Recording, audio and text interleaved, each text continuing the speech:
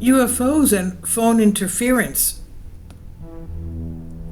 There can surely be very few stranger experiences for the researcher of Fortean and paranormal phenomena than when those same phenomena decide to turn the tables and focus their attention upon the aforementioned researcher. And there is perhaps no better example of this than in relation to the mystery of the men in black, whose shadowy and creepy activities seem to have consistently targeted UFO witnesses and investigators alike, including, just maybe, the writer says, me. This is by Nick Redfern from Mysterious Universe.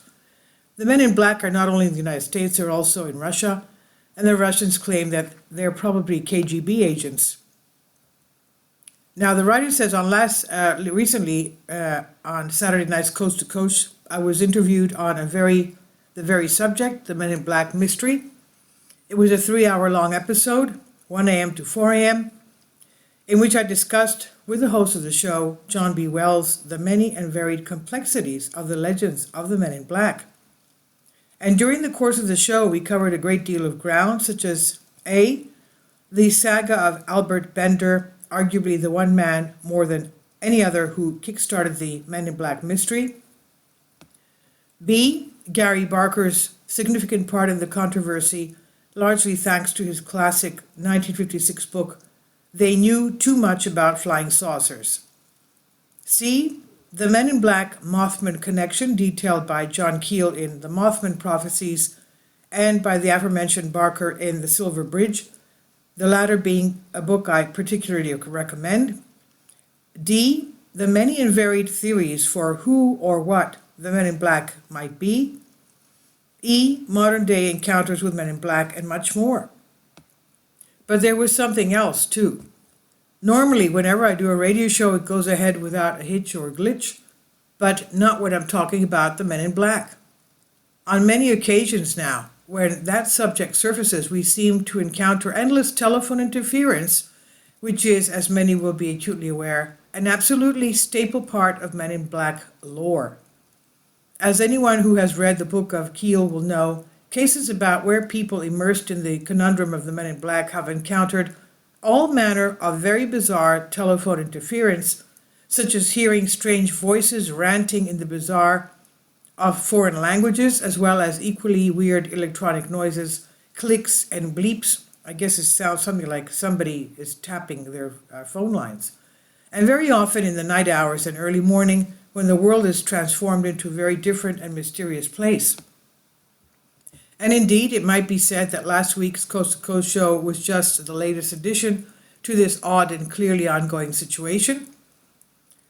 On no less than 4 occasions during the course of the show, the landline dropped, forcing the producers to call me back, but the phone did not ring out at my end at any of those callback occasions. So then they tried my cell phone, which was fine, as I always have that handy for use as an emergency backup.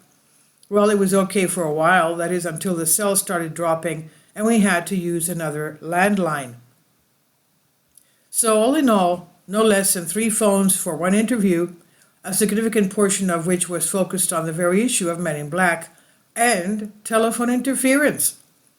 If this had happened only once or twice during the course of my Men in Black themed research and interviews, I would put it all down to glitches in the phone connection and nothing else whatsoever.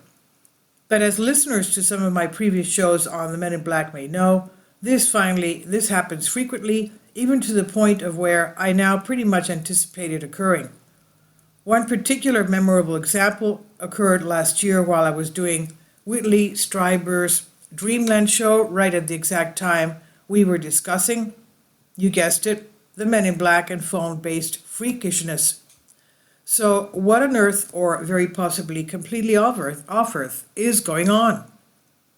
Of course, the eye-rolling skeptic or smug know-it-all debunker would very possibly say that because I have extensively written and spoken about the association between the Men in Black and telephones, I'm simply now noting every time such a weird event occurs.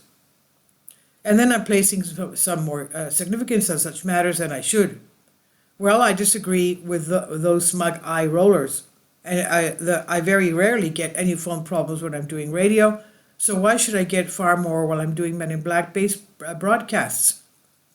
And more importantly, why should the interference actually occur, as it has on more than a few times exactly, and I do mean exactly, when I'm talking about that very issue of phone foul-ups? Tricksters from beyond the veil? A warning from the stars? Shadowy visitors trying to provoke menace, anxiety, and silence? If so, they're doing a pretty bad job of it. And as all this that makes me want to do it is tell everyone, spread the data far and wide. But ufology has had and still does have its weak souls for who such potential perceived threats just might work. As for me, I have a message for ET: don't phone home, or at least quit phoning or interfering with my phone, and while you're at it, get a life. And there, if that doesn't guarantee me a face-to-face visit from the Men in Black, then nothing will. And this is by Nick Redfern from Mysterious Universe. It's on Soul Ask. Please leave your comments. Thank you for your support. Finally, support my Patreon account. The daily posts are 5 videos daily, and they are totally different from what I have on my YouTube channel.